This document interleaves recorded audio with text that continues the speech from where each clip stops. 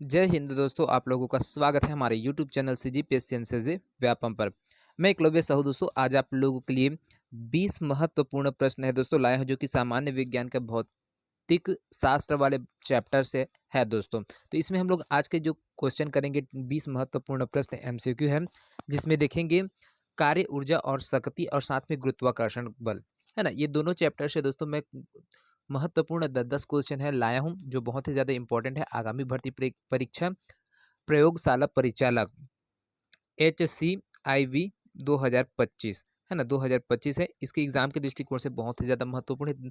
3 अगस्त तक को आपका एग्जाम होने वाला है, तो उसके लिए आपको एमसीक्यूज है वो बहुत ही ज़्यादा महत्वपूर्ण होते थे। जितना आप थ्योरी में एफर्ट लगा रहे हैं दोस्तों पढ़ाई करने में, है ना, और याद करने में, उससे ज़्यादा होता है दोस्तों उसको चेक करना, रिवाइज करना। तो आप किसके माध्यम से कर सकते हैं? एमसीक्यू के माध्यम से, है ना। तो हम लोग इसमें पूरे दोस्तों आपका एनसीईआरटी का पूरा दोस्तों आपको क्या है, यहाँ पर हम लोग जो एमसीक्यू है वो पूरा ला रहे हैं। एनसीईआरटी का जो बुक है दोस्तों, उसमें का पूरा जो एक्सपेक्टेड क्वेश्चन है ना, उसको हम लोग यहाँ पर लगातार है आपके बीच में एमसीक्यू क्लास है वो ला रहे हैं। तो इसको जरूर देखिएगा। साथ में अगर आप इस वीडियो को पहली बार देख रहे होंगे दोस्तों और आपको वीडियो पसंद आएगा, तो हमारे चैनल एक अपन सीजीपीएससी एनसीसी व्यापम को जरूर सब्सक्राइब करिएगा। साथ में बेल आइकन को भी प्रेस करिएगा, ताकि आपको इसी प्रकार से नोटिफिकेशन के माध्यम से सारे वीडियो है वो आपके पास में उपलब्ध होता रहे।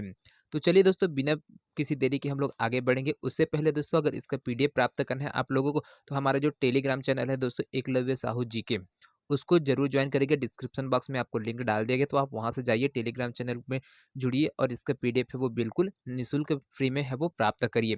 तो चलिए बिना किसी देरी के दोस्तों हम लोग पहला प्रश्न की ओर बढ़ते हैं। न्यूमेरिकल है दोस्तों। यहाँ पर देखिए, यदि किसी वस्तु द्वारा 5 सेकंड में 40 जूल का कार्य किया जाता है, तो इसकी शक्ति निम्नलिखित में से क्या होगी? तो यहाँ पर देखिए दोस्तों, कोई वस्तु है जो क्या है 5 सेकंड में 40 जूल कार्य करती है। कितना दोस्तों?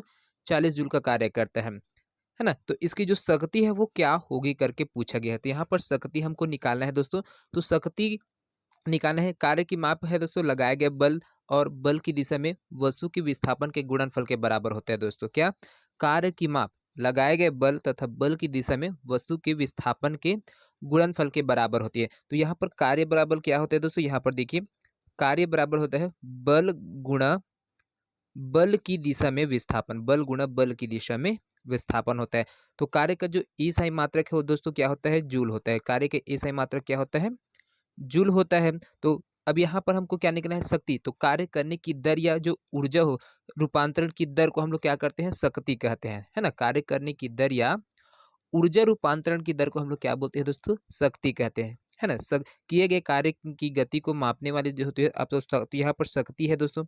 शक्ति की यहाँ पर बात करेंगे तो शक्ति का जो सूत्र है वो क्या होता है दोस्तों? कार्य बटे समय। कार्य बटे क्या होता है? समय होता है। इसको हम लोग अगर यहाँ पर संकेतक रूप में लिखेंगे तो इसको क्या करेंगे? P पावर होता है और W आपका वर्क हो गया, वर्क W बटे T। T मतलब समय। तो यहाँ पर इसमें हमको मान रखना है दोस्तों, कितने कार्य हमको कितना दिया है? 40 जूल दिया गया है। 40 जूल दिया गया है। और हमको सेकंड कितना दिया गया दोस्तों? 5 सेकंड दिए गए, 5 सेकंड दिए गए। तो यहाँ पर P बराबर W बटे T में हमको इसको मान है उसको रखते जाएंगे। तो कैसे रखेंगे दोस्तों? यहाँ पर मान है तो P बराबर क्या होता है? W बटे T बराबर, इसमें हम लोग मानेंगे W हमारा कितना है दोस्तों? यहाँ पर W हमारा 40 से, वर्क कितना है? 40 जूल किया है हमने, और समय कितना है? 5 सेकंड लिए। तो यहाँ पर हम इसको काटेंगे 5 से और को करेंगे तो 8 बार में दोस्तों आपका कट जाएगा। तो यहाँ पर देखिए दोस्तों, आपका जो पावर है निकलेगा कितना निकलेगा? 8 वाट है तो निकलेगा दोस्तों, है ना। क्योंकि शक्ति है आपको वाट से प्रदर्शित करते हैं, शक्ति पावर उसको हम लोग किसे? वाट से इंगित करते हैं। तो यहाँ पर 8 वाट कार्य है, तो यहाँ पर आपका ऑप्शन ए है वो बिल्कुल सही हो जाएगा, 8 वाट। चलिए अगला प्रश्न है दोस्तों, यहाँ पर दूसरा नंबर का क्वेश्चन है। दूसरा नंबर का क्वेश्चन बोलता है दोस्तों, निम्नलिखित कथनों पर विचार कीजिए। तो पहला कथन क्या है दोस्तों? किसी वस्तु की गति के कारण उसमें कार्य करने की क्षमता स्थितिज ऊर्जा कहलाती है, बोला गया है। दूसरे स्टेटमेंट में ऊर्जा स्थानांतरण की उच्च दरों को किलोवाट में व्यक्त किया जाता है। तो उपयुक्त कथनों में से कौन सा सही कथन सही है? केवल एक, दो, एक और दो, ना तो एक और ना ही दो। तो यहाँ पर कथन के ऊपर डिस्कस करते हैं। पहला कथन है, देखिए, किसी वस्तु की गति के कारण उसमें कार्य करने की क्षमता स्थितिज ऊर्जा कहलाती है। तो ये गलत है दोस्तों, यहाँ पर कथन है गलत है, क्योंकि स्थितिज ऊर्जा नहीं कहलाता। ये क्या कहलाता है? किसी वस्तु की गति के कारण उसमें जो कार्य करने की जो क्षमता होती है दोस्तों, उसको हम लोग गतिज ऊर्जा के नाम से जानते हैं। किसे दोस्तों? गतिज ऊर्जा के नाम से हम लोग जानते हैं ना, गतिज ऊर्जा के नाम से जानते हैं। तो आपका पहला स्टेटमेंट गलत है।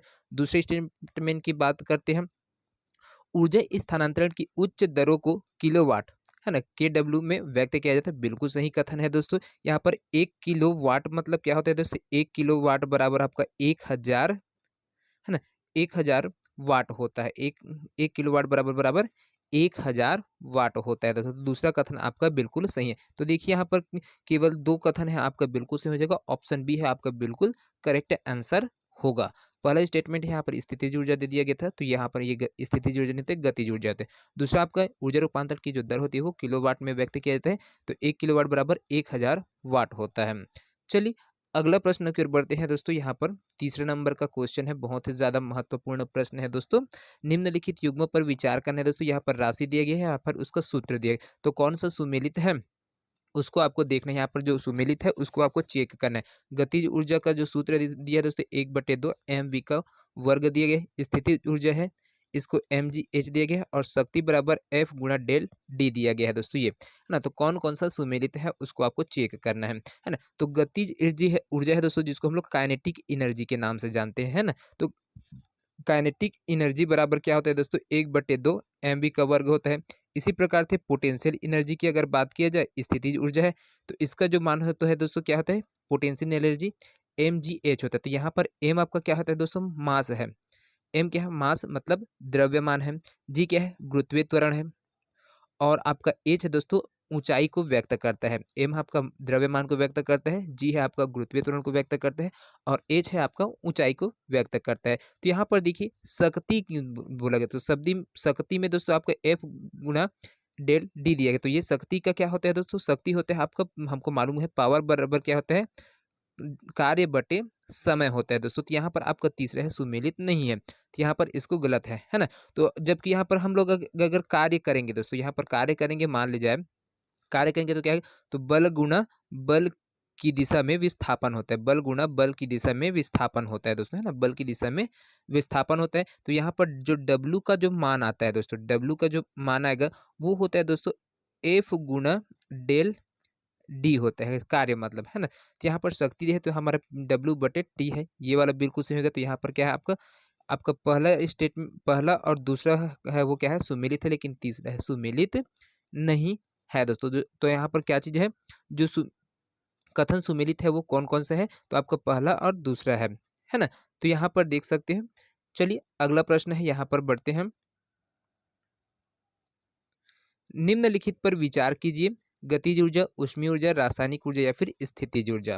तो उपयुक्त में से यांत्रिक ऊर्जा किसके योग के बराबर होता है करके पूछा गया दोस्तों। जो ऑप्शन में देखिए उसमें कौन सा ऊर्जा होता है जिसमें यांत्रिक ऊर्जा के योग के बराबर ऊर्जा होगा।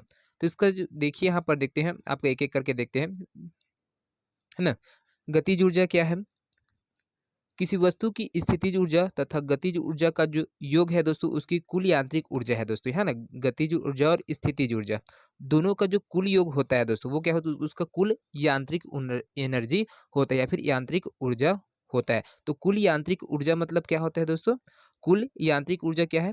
स्थितिज पोटेंशियल एनर्जी प्लस अब क्या हो गया? Kinetic energy. Potential energy plus क्या हो गया आपका? काइनेटिक एनर्जी हो गया। यदि हम लोग मान लें यांत्रिक ऊर्जा को सरल शब्दों में कहें तो क्या होगा? किसी वस्तु में विद्यमान इसकी गति और स्थिति के कारण ऊर्जा को वस्तु की यांत्रिक ऊर्जा कहते हैं। इस प्रकार से हम लोग जानते हैं यांत्रिक ऊर्जा ऊर्जा का एक रूप ही है दोस्तों, जो किसी वस्तु की स्थिति और गति से है वो संबंधित होता है। तो यहाँ पर देखिए केवल 1, केवल 2, 3 और 4, केवल 2 और 3, या फिर केवल 1 और 2 दिया गया। तो कौन कौन सा होगा दोस्तों? यहाँ पर दोस्तों आपको गतिज ऊर्जा और स्थितिज ऊर्जा होगा। तो यहाँ पर देखिए 1 और 4 है आपको मिल रहा है। तो यहाँ पर आपको ऑप्शन डी है वो बिल्कुल करेक्ट हो जाएगा। रासायनिक ऊर्जा से पोटेंशियल आपका यांत्रिक ऊर्जा नहीं निकलते हैं, और ऊष्मीय ऊर्जा से आपका नहीं निकलता है। किससे निकलता है? गतिज ऊर्जा और स्थितिज ऊर्जा से निकलता है। चलिए अगला प्रश्न है दोस्तों, यहाँ पर बहुत ही महत्वपूर्ण प्रश्न है। खींचे हुए धनुष से तीर छोड़ते वक्त धनुष की स्थितिज ऊर्जा का रूपांतरण किस ऊर्जा में होता है? ऊष्मीय ऊर्जा में, रासायनिक ऊर्जा में, गतिज ऊर्जा में, या फिर उपयुक्त सभी में? तो किस में होगा दोस्तों? अगर कोई धनुष है, हमको उसको तीर छोड़ेंगे तो उसको पहले खींचते हैं दोस्तों, तो धनुष की जो स्थितिज ऊर्जा का रूपांतरण है वो किस ऊर्जा में होता है? तो ये होगा दोस्तों आपका ऑप्शन सी है, बिल्कुल सही हो जाएगी यहाँ पर, क्योंकि धनुष है ना, किसी वस्तु की स्थिति के विशेष कारण जो कार्य करने की क्षमता होती है दोस्तों, उसको हम लोग क्या बोलते हैं? स्थितिज ऊर्जा कहते हैं, पोटेंशियल एनर्जी कहते हैं, है ना। तो खींचे हुए धनुष से तीर छोड़ते समय धनुष की यह स्थितिज ऊर्जा क्या हो जाएगी दोस्तों? गतिज ऊर्जा में कन्वर्ट हो जाएगा, परिवर्तित हो जाएगा, क्योंकि किसी वस्तु के गति के कारण उसमें जो कार्य करने की क्षमता होती है उसको हम लोग गतिज ऊर्जा के नाम से जानते हैं, फिर उसको कहते हैं, है ना। तो ये है आपका पांचवा का सी ऑप्शन। चलिए अगला प्रश्न है दोस्तों, यहाँ पर छठा नंबर का क्वेश्चन है। जब एक गोलीय ठोस घर्षण रहित सतह से टकराकर अंतः स्थापित हो जाती तो क्या संरक्षित होता है? जब एक गोली ठोस घर्षण रहित सतह से टकराकर अंतः स्थापित हो जाती है तो क्या संरक्षित होती है? गतिज ऊर्जा, संवेग, ए और बी दोनों, उपयुक्त में से कोई नहीं। तो ये क्या होगा दोस्तों यहाँ पर? तो देखते हैं यहाँ पर इसका क्या हो जाता है, देखते हैं व्याख्या करके देखते हैं इसके बारे में। जब कोई ठोस घर्षण है ना, किसी वस्तु के द्रव्यमान और वेग के गुणनफल को दोस्तों उस गति का संवेग कहते हैं दोस्तों, यहाँ पर है ना, ध्यान में रखिएगा, संवेग कहते हैं।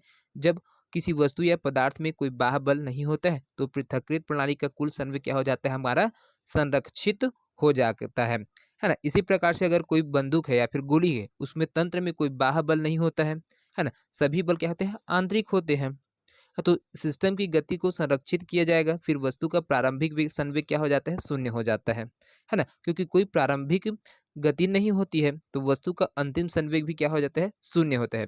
फिर इसके बाद क्या होता है? बंदूक का प्रतिक्षेप है वो संवेग गोली के बराबर और विपरीत होना चाहिए होता है ना। तो यहाँ पर देखिए आपका कौन सा ऑप्शन सही होगा? बी है दोस्तों, बिल्कुल सही होगा, संवेग होता है दोस्तों। यहाँ पर पी है आपका प्रारंभिक वेग है, यहाँ पर प्रारंभिक वेग बराबर पी बराबर अंतिम वेग, है ना, पी बराबर अंतिम वेग है। तो बंदूक में मानते हैं तो यहाँ पर प्रारंभिक वेग क्या होता है? शून्य होते हैं। तो गोली है पी है तो माइनस में गोली आपका आ जाता है यहाँ पर, है ना। ऋणात्मक चिन्ह इंगित करता है कि बंदूक का संवेग गोली के संवेग के विपरीत और परिणाम है वो आपका क्या होता है? समान होता है। इसीलिए कहा जाता है कि जब एक गोली एक ठोस घर्षण रहित सतह से टकराकर अंतः स्थापित हो जाती है तो संवेग क्या हो जाता है? संरक्षित हो जाता है दोस्तों। चलिए अगला प्रश्न है दोस्तों, यहाँ पर बढ़ते हैं, 7वां नंबर का क्वेश्चन है, बहुत ही महत्वपूर्ण क्वेश्चन है। निम्नलिखित पर विचार कीजिए। चुंबकीय ऊर्जा, रासायनिक ऊर्जा, नाभिकीय ऊर्जा या फिर बहती हुई हवा में ऊर्जा, उपयुक्त में से कौन सा या से स्थितिज ऊर्जा के रूप में है? तो कौन सी अवस्था है दोस्तों, क्या है आपका? स्थितिज ऊर्जा के रूप में है। यहाँ पर देखिए ऑप्शन में दिए है 2 और 4, 1, 3 और 4, केवल 3, 1, 2 और 3। तो कौन सा है? देखिए विचार करिए, चुंबकीय ऊर्जा, रासायनिक ऊर्जा, नाभिकीय ऊर्जा और बहती हुई हवा में ऊर्जा। तो स्थितिज ऊर्जा के रूप में कौन कौन से है उसको आपको बताना है, देखिए दोस्तों, है ना। तो यहाँ पर देखिए सकते हैं, यहाँ पर जो आपका पहला है दोस्तों, देखिए चुंबकीय ऊर्जा, ये आपका क्या होगा? स्थितिज ऊर्जा में रहेगा। उसके बाद रासायनिक ऊर्जा भी आपका क्या है? स्थितिज ऊर्जा में रहेगा। नाभिकीय ऊर्जा भी है दोस्तों आपका, नाभिकीय ऊर्जा है वो भी क्या है? स्थितिज ऊर्जा में के रूप में रहेगा। लेकिन बहती हुई हवा में है दोस्तों ये नहीं रहता है, ये क्या है? गतिज में रहता है। किसी तो स्थितिज ऊर्जा क्या होता है दोस्तों? किसी वस्तु की स्थिति विशेष के कारण जो कार्य करने की क्षमता होती है उसको हम लोग उसे हम लोग क्या कहते हैं? स्थितिज ऊर्जा कहते हैं। इसे हम लोग क्या करते हैं दोस्तों? निरूपित करते हैं पोटेंशियल एनर्जी के रूप में स्थितिज ऊर्जा के कई रूप होते हैं, जिसमें प्रत्यास्थ स्थिति ऊर्जा होती है, गुरुत्वीय स्थितिज ऊर्जा होती है, विद्युत ऊर्जा होती है, चुंबकीय ऊर्जा होती है, रासायनिक ऊर्जा, नाभिकीय ऊर्जा और स्प्रिंग में जो भंडारित ऊर्जा होती है, ये सब क्या होते हैं? स्थितिज ऊर्जा होते हैं दोस्तों। तो हम लोग यहाँ पर स्थितिज ऊर्जा क्या है? पीई का जो मान है दोस्तों, इसको भी हम लोग जानते हैं mgh होता है दोस्तों, इसका फॉर्मूला है। पोटेंशियल एनर्जी mgh होता है, जहाँ पर m उसका द्रव्यमान है, g गुरुत्वीय त्वरण होता है, h ऊंचाई होता है और p मतलब स्थितिज ऊर्जा है। बहती हुई हवा में दोस्तों आपका क्या होता है? गतिज ऊर्जा होता है ना। तो यहाँ पर देखिए कौन कौन सा सही, एक सही हो गया, 2 सही हो गया, 3 सही हो गया, लेकिन चौथा यहाँ पर सही नहीं, स्थितिज ऊर्जा इसमें नहीं है ना। तो यहाँ पर क्या हो जाएगा आपको? ये गतिज ऊर्जा में जो बाकी, तो यहाँ पर देखिए आपका ऑप्शन डी है वो बिल्कुल सही हो जाएगा, केवल 1, 2 और 3 है वो सही है। चलिए अगला प्रश्न की ओर बढ़ते हैं। अगला प्रश्न है दोस्तों, निम्नलिखित में से कौन सी ऊर्जा सदैव धनात्मक होती है? स्थितिज ऊर्जा, गतिज ऊर्जा या फिर गुरुत्वाकर्षण ऊर्जा, गुरुत्वाकर्षण ऊर्जा। तो नीचे दिए गए कूट का प्रयोग कर सही उत्तर चुनिए। केवल एक, एक और तीन, केवल दो या फिर एक, दो और तीन। तो कौन कौन सा सही होगा दोस्तों? यहाँ पर सदैव धनात्मक होता है। कौन सी ऊर्जा है जो सदैव धनात्मक होती है? ये पूछा गया 8वां नंबर का क्वेश्चन है। तो यहाँ पर देखिए दोस्तों, आपका स्थितिज ऊर्जा है दोस्तों, ये धनात्मक नहीं होती है। गतिज ऊर्जा भी आपका धनात्मक नहीं होती है दोस्तों, है ना? नहीं, गतिज ऊर्जा क्या होती है दोस्तों? यहाँ पर धनात्मक होता है। स्थितिज ऊर्जा आपका धनात्मक नहीं होता है, गतिज ऊर्जा आपका धनात्मक होता है। और गुरुत्वाकर्षण ऊर्जा है दोस्तों, यहाँ पर क्या होता है आपका? ये भी आपका धनात्मक नहीं होता है। तो कौन सा वाला ऑप्शन होगा? दूसरा ऑप्शन होगा। गतिज ऊर्जा है दोस्तों आपके क्या है? सदैव धनात्मक होता है। तो क्या है गतिज ऊर्जा? किसी वस्तु की गति के कारण उसमें जो कार्य करने की क्षमता होती है, उसको हम लोग गतिज ऊर्जा के नाम से जानते हैं।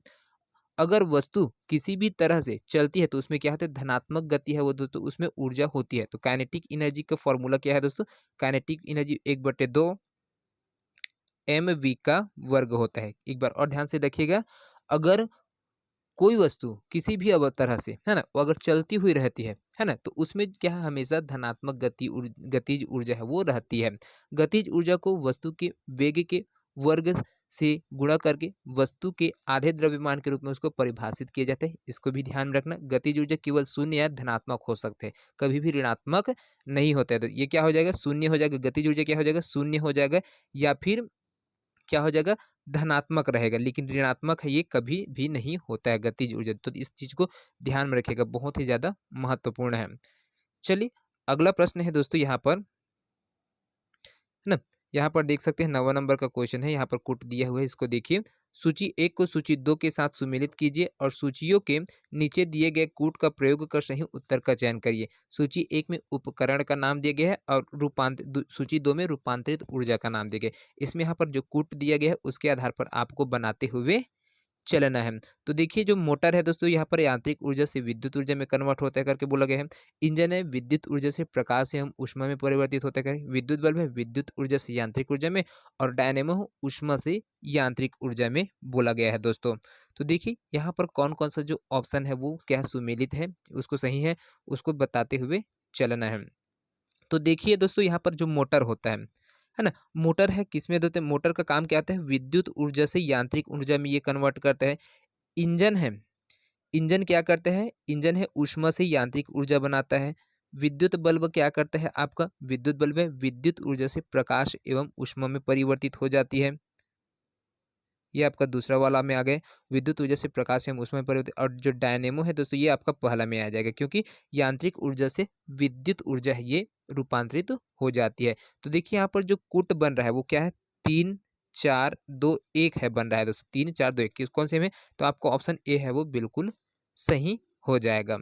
चलिए अगला प्रश्न है दोस्तों, यहाँ पर 10वां नंबर का क्वेश्चन है।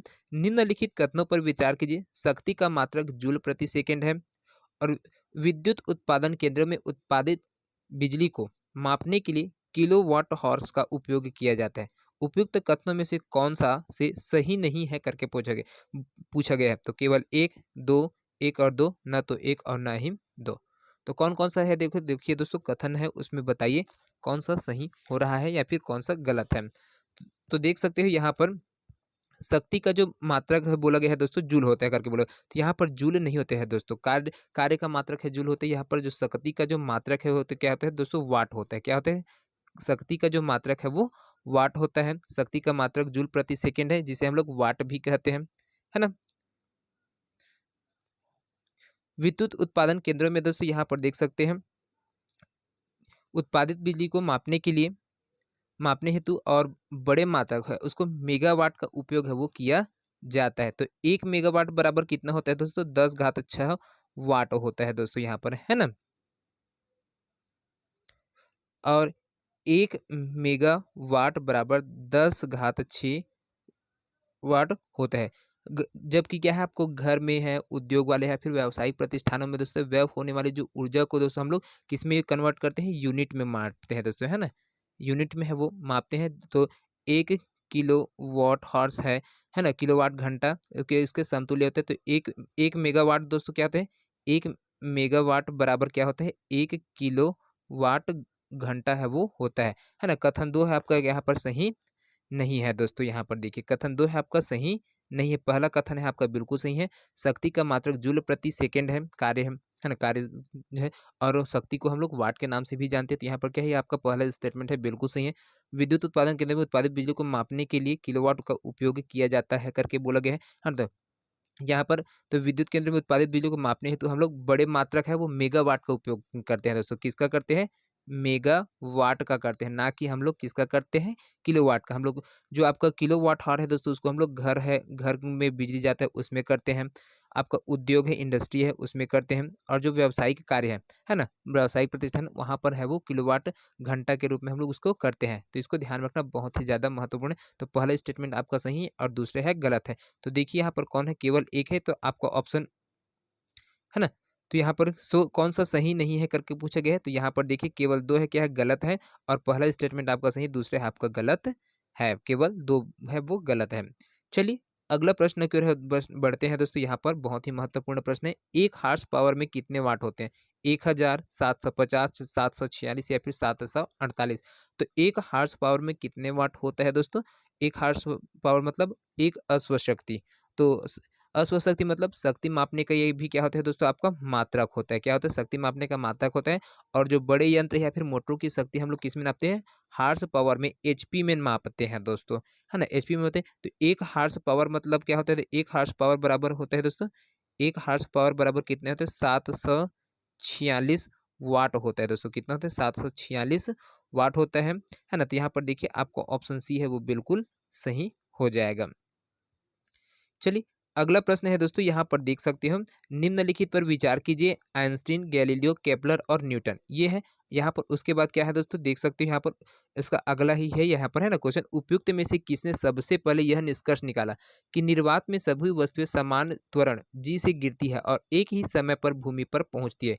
केवल 2, केवल 1, केवल 4 या फिर केवल 3? तो किसने कहा था दोस्तों कि किसने कहा है ना? किसने कहा है कि यह निष्कर्ष निकाला कि निर्वात में सभी वस्तुएं समान त्वरण से, जो इसका जो जी है वो समान त्वरण से है वो गिरती है और एक ही समय पर भूमि पर पहुंचती है करके बोला गया है। आइंस्टीन ने बोला है या फिर गैलीलियो ने, केपलर ने या फिर न्यूटन ने? तो दोस्तों सबसे किसने बोला था दोस्तों, इस वाले स्टेटमेंट को यहाँ पर बोला गया था, गैलीलियो के द्वारा है वो बोला गया था दोस्तों। गैलीलियो ने सर्वप्रथम दोस्तों इस निष्कर्ष पर पहुंचा था कि निर्वात में सभी वस्तुएं समान त्वरण जी से है गिरती है और एक ही समय पर भूमि पर पहुंचती है। वस्तु का जो त्वरण है दोस्तों गुरुत्वाकर्षण त्वरण के बराबर होता है। वस्तु का त्वरण गुरुत्वाकर्षण त्वरण के बराबर होता है।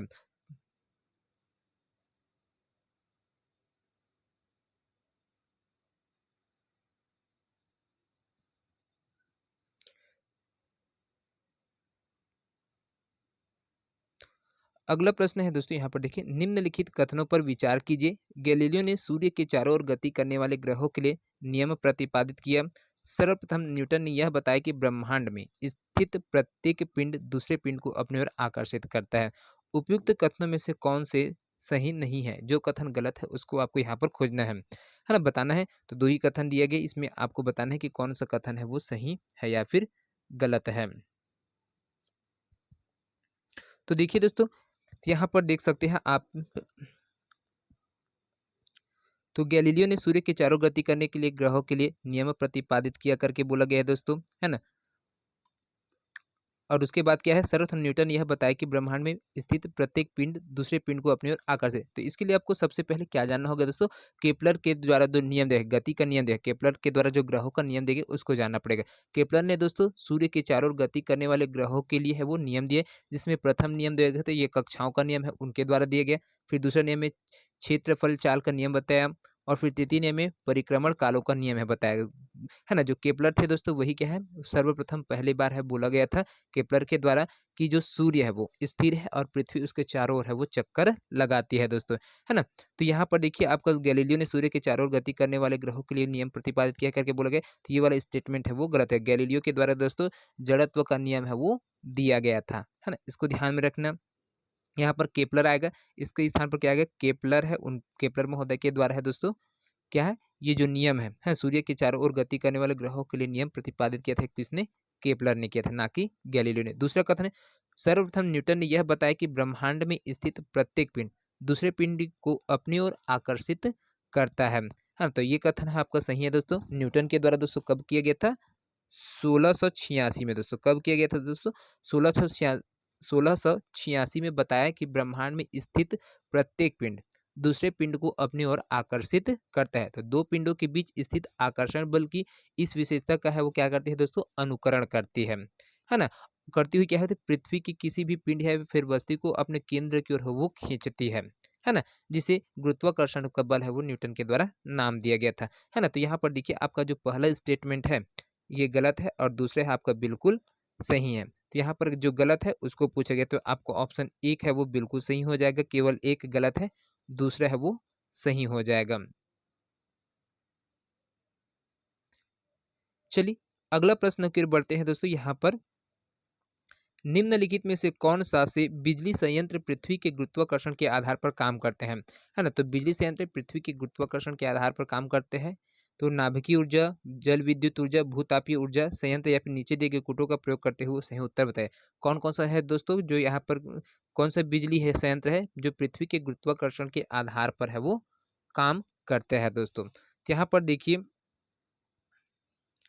आपका नाभिकीय ऊर्जा है दोस्तों ये काम नहीं करता है, जल विद्युत ऊर्जा है दोस्तों काम करता है, भूतापीय ऊर्जा भी आपका काम नहीं करता है दोस्तों। आपका ऑप्शन 3 है दोस्तों बिल्कुल सही हो जाएगा। तो जल विद्युत संयंत्र है दोस्तों ये काम करता है, बिजली संयंत्र पृथ्वी के गुरुत्वाकर्षण के आधार पर है वो काम करता है। कैसे काम करता है? तो इसके बारे में हम लोग यहाँ से डिटेल से चर्चा करते हैं। देखिए तो जल विद्युत संयंत्र का जो उपयोग है दोस्तों हम लोग कहाँ करते हैं? बांधों का निर्माण करते हैं, वहाँ पर से फिर बिजली बनाने के लिए है वो किया जाता है, सब लोग जानते हो, है ना? बांधों से ही बिजली बनाया जाता है, स्थितिज ऊर्जा उसको गतिज ऊर्जा में कन्वर्ट करके बनाया जाता है ना? गुरुत्वाकर्षण के कारण है दोस्तों जो टरबाइन पर झरने और इसकी उपयोग बिजली बनाने के लिए, वो मोटर चलाने के लिए किया जाता है।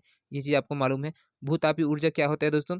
जो भूतापीय ऊर्जा है, संयंत्र बिजली उत्पन्न करने के लिए पृथ्वी की सतह के अंदर के तापमान का उपयोग है करता है ना? जबकि क्या है आपका जो नाभिकीय ऊर्जा है और रेडियोधर्मी तत्वों का उपयोग करती है और उसे विखंड नाभिकीय विखंडन के द्वारा है दोस्तों यहाँ पर क्या है उसका नाभिकीय ऊर्जा है वो प्राप्त किया जाता है सब अलग। तो यहाँ पर देखिए जो काम करते हैं वो कौन है? तो केवल आपका दूसरा है, तो ये किस में दिया गया है? तो ये आपका ऑप्शन सी में दिया गया है दोस्तों, है ना? ये आपका ये भी नहीं है, ये भी नहीं है, आपका दूसरा बस है, तो ये आपका ऑप्शन सी है वो बिल्कुल सही हो जाएगा। चलिए अगला प्रश्न है दोस्तों यहाँ पर देखते हैं। अगला प्रश्न है बाल पेन के संदर्भ में निम्नलिखित कथनों पर विचार कीजिए। बाल पेन गुरुत्वीय बल के सिद्धांत पर कार्य करता है। बाल पेन में अपेक्षाकृत अधिक श्यानता विस्कोसिटी वाली स्याही भरी होती है। उपयुक्त में से कौन सा कथन सही है बोला गया? केवल एक, केवल दो, एक और दो, न तो एक और ना ही दो। कौन सा है दोस्तों? यहाँ पर चौथा नंबर का क्वेश्चन है बहुत है। तो बाल पेन दोस्तों क्या कहते हैं? बाल पेन है वो गुरुत्वीय बल के सिद्धांत पर है दोस्तों कार्य करता है। बाल पेन में अपेक्षाकृत अधिक श्यानता वाली अर्थात गाढ़ी स्याही भरी होती है। यही स्याही एक छोटे से बाल के द्वारा दोस्तों धीरे धीरे छोड़ी जाती है।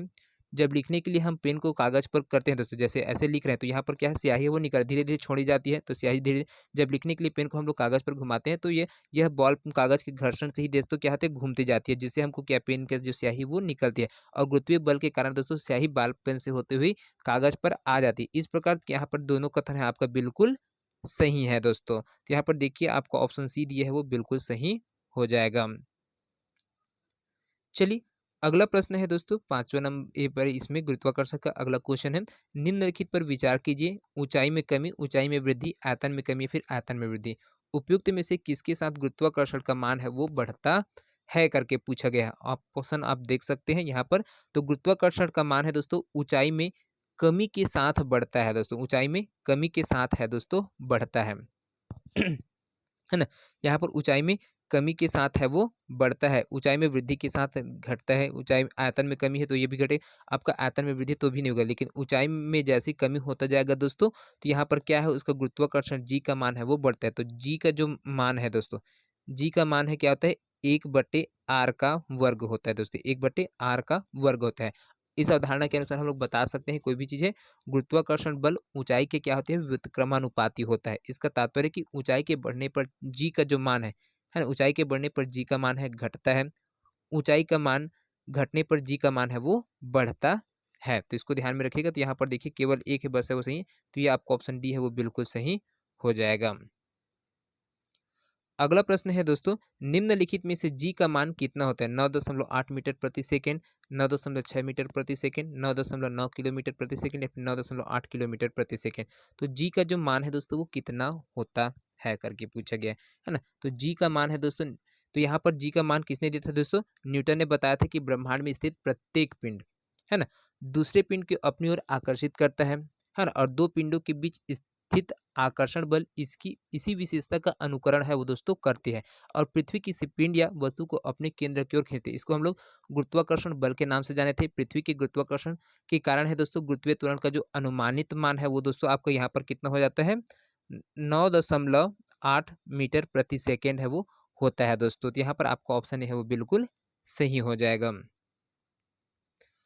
अगला प्रश्न है दोस्तों, निम्नलिखित में से किस पर दो वस्तुओं के बीच गुरुत्वाकर्षण बल करता है? माध्यम जिसमें वस्तुओं को रखा जाता है, वस्तुओं का आकार या फिर उनके द्रव्यमान का गुणनफल। तो यहाँ पर क्या होगा दोस्तों, नीचे दिए गए कूट का प्रयोग कर सही उत्तर का चयन करें। कौन कौन सा सही है उसको देखिए, है ना। तो यहाँ पर बताना है आपको कौन सा है वो सही है। तो माध्यम जिसमें वस्तुओं को रखा जाता है ये आपका गलत है दोस्तों। वस्तुओं का ये भी गलत है आपका। उनके द्रव्यमान का गुणनफल, तो ये वाला आपका ऑप्शन 3 है वो बिल्कुल सही होगा दोस्तों, है ना। तो देखिए पहला दूसरा तो आपका गलत हो गया, तो यहाँ पर आपका ऑप्शन सी है वो बिल्कुल सही हो जाएगा। क्यों होगा? तो न्यूटन के अनुसार हम लोग बात करेंगे कि इन दो कणों के बीच लगने वाला आकर्षण बल उन कणों के द्रव्यमानों के गुणनफल के समानुपाती तथा उनके बीच की दूरी के वर्ग के व्युत्क्रमानुपाती होता है दोस्तों। तो यहाँ पर देखिए फोर्स है पर, तो जी ग्रेविटी है, m1 m2 बटे आर का वर्ग होता है। इसी चीज में बोला गया है ना। तो क्या है, दो कणों के बीच जो लगने वाला आकर्षण बल होता है वो क्या होता है? उन कणों के द्रव्यमानों के गुणनफल के समानुपाती, द्रव्यमान है उसका समानुपाती होगा, और साथ में उनके बीच के दूरी के वर्ग के क्या होते हैं? व्युत्क्रमानुपाती होता है दोस्तों। तो इस प्रकार से यहाँ पर फॉर्मूले एफ बराबर जी m1 m2 बटे आर का वर्ग है ना। तो यहाँ पर आपका ऑप्शन 3 है वो बिल्कुल सही है। अगला क्वेश्चन है दोस्तों, निम्नलिखित कथनों पर विचार कीजिए। चंद्रमा का द्रव्यमान पृथ्वी से ज्यादा है, पृथ्वी का गुरुत्वीय त्वरण चंद्रमा की तुलना में 1/6 है। उपयुक्त कथनों में से कौन सा से सही है? केवल एक, केवल दो, एक और दो, ना तो एक ना और ही दो। तो कौन सा सही होगा दोस्तों? दोनों स्टेटमेंट में बात करती है। यहाँ पर देखिए, चंद्रमा पर किसी वस्तु का भार वह बल है दोस्तों जिसमें चंद्रमा उस वस्तु को है वो आकर्षित है वो करती है ना। चंद्रमा का द्रव्यमान दोस्तों आपका पृथ्वी से कम है, इस कारण चंद्रमा वस्तुओं पर कम आकर्षण बल है वो लगाता है, इसको ध्यान में रखें। और चंद्रमा का गुरुत्वीय त्वरण पृथ्वी की तुलना में 1/6 है। पृथ्वी पर किसी वस्तु का भार जितना होगा, चंद्रमा पर उसका जो भार है दोस्तों वो कितना होगा? 1/6 होगा, है ना। यहाँ पर इसलिए क्या है, आपका दोनों कथन है यहाँ पर गलत है, ना तो एक है और ना ही दो होगा। तो यहाँ पर आपका ऑप्शन डी है वो बिल्कुल सही होता है दोस्तों।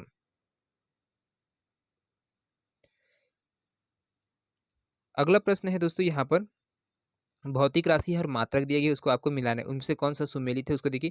गुरुत्वीय स्थिरांक जूल में दिए गए, गुरुत्वीय तीव्रता ms-2 दिया गया है, और गुरुत्वीय विभव है जूल किलोग्राम -1 दिया गया। तो कौन कौन सा सुमेलित है उसको आपको बताते हुए चलना है। तो कौन कौन सा सुमेलित है दोस्तों, यहाँ पर जो स्टेटमेंट दिए गए हैं उसमें कौन कौन से स्टेटमेंट है बिल्कुल सही है उसको आपको देखना है। तो गुरुत्वीय स्थिरांक है दोस्तों क्या होता है? गुरुत्वीय स्थिरांक का जो मात्रक है दोस्तों ये न्यूटन मीटर का वर्ग और किलोग्राम -2 होता है दोस्तों। न्यूटन मीटर का वर्ग और किलोग्राम है ना, किलोग्राम -2 होता है। गुरुत्वीय तीव्रता की अगर बात की जाए, गुरुत्वीय तीव्रता है ना, गुरुत्वीय तीव्रता है तो ये आपका सुमेलित है, ms का 2 है ना। है ना, और यहाँ पर गुरुत्वीय विभव है तो इसका क्या होता है दोस्तों? जूल किलोग्राम -1 होता है। तो यहाँ पर दूसरा और तीसरा है वो सुमेलित है दोस्तों। 2 और 3 सुमेलित है ना। 2 और 3 सुमेलित है, आपका ऑप्शन सी है वो बिल्कुल सही हो जाएगा। लेकिन यहाँ पर गुरुत्वीय स्थिरांक है वो क्या होता है? गुरुत्वीय स्थिरांक है न्यूटन मीटर का वर्ग किलोग्राम -2 होता है। और यहाँ पर जो जेल दिया गया है दोस्तों, जूल दिया गया, एक गुरुत्वीय स्थितिज ऊर्जा का मात्रक है दोस्तों, है ना। चलिए अगला प्रश्न की ओर यहाँ पर बढ़ते हैं। आज का अंतिम क्वेश्चन है दोस्तों, निम्नलिखित में से कौन सा से बल पृथ्वी के चारों ओर वायुमंडल को बांधता है? अपकेंद्रीय बल सेंट्रीफ्यूगल फोर्स, गुरुत्वाकर्षण बल, अभिकेंद्रीय बल सेंट्रीपिटल फोर्स, या फिर उपयुक्त में से कोई नहीं। तो कौन सा सही होगा दोस्तों यहाँ पर? तो देख सकते हैं यहाँ पर आपका जो होगा सही होगा आपका ऑप्शन बी है वो बिल्कुल सही होगा, गुरुत्वाकर्षण बल होगा दोस्तों। गुरुत्वाकर्षण बल वह बल है जो पृथ्वी पर किन्हीं दो द्रव्यमानों के बीच उनके द्रव्यमान के कारण लगता है। पृथ्वी सभी वस्तु को अपने केंद्र की ओर आकर्षित करते हैं और इसे गुरुत्वाकर्षण का बल कहा जाता है।